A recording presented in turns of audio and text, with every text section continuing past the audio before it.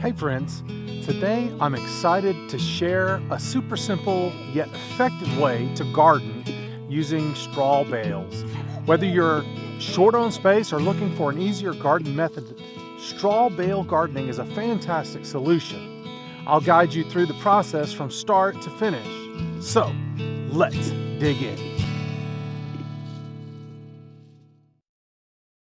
Hey, if you'd like to get 10% off some great treats for your pets, check out the Grubterra link in the description. My friends at Grubterra make the absolute best black soldier fly larvae for chickens, birds, and reptiles. And they also make excellent treats for your dogs, all while helping the environment. Use the discount code GROWANDBEFRUITFUL to get 10% off all your orders, and you'll also help support this channel. First of all, a little about straw versus hay.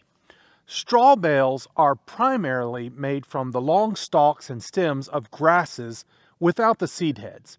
Hay includes the stalks and the seed heads. More seeds means more weeds. So it's better to use straw bales than hay bales because you don't want a lot of weeds growing in your garden alongside your garden plants. However, I have used both straw bales and hay bales successfully. So do whatever you want. Just know that you may have more weeds to deal with if you use hay. All right, now let's get to setting up your straw bale garden. Step one is all about placement.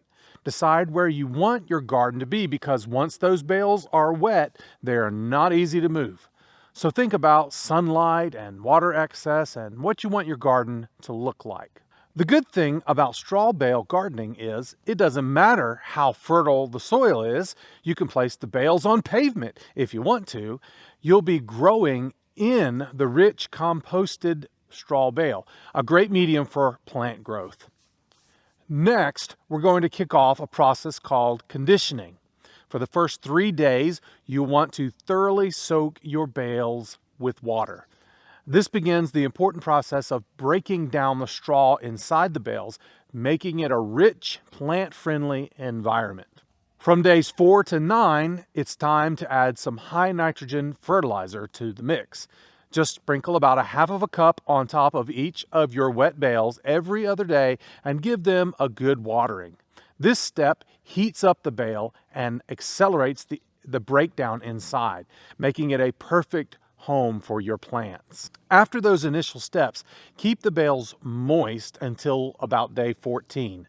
By then, your bales should feel warm to the touch inside, indicating that they are ready for planting. This warmth is a sign of ongoing decomposition, exactly what you want.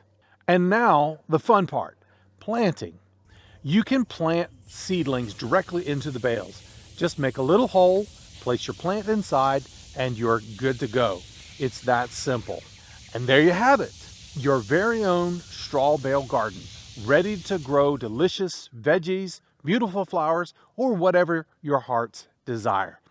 If you have time and you prefer a more natural, slower process that doesn't use fertilizer, I also made a video that shows a more eco-friendly method.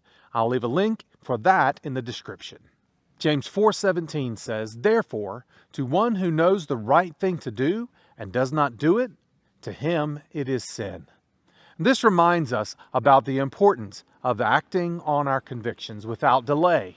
When you know what you need to do, you need to make changes and live out your faith. Swift action and faith in God will lead to fruitfulness in your life. So remember, while patience is a virtue, so too is the willingness to take immediate action when the time calls for it.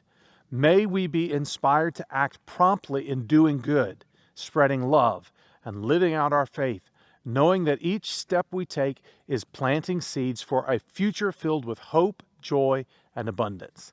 So let's not hesitate to make the changes we wish to see in our own lives and in the world around us. And may our actions, no matter how quick or small, contribute to a bountiful harvest in our spiritual lives, reflecting the love and light of God in everything we do. And let's get out there and let's grow and be fruitful.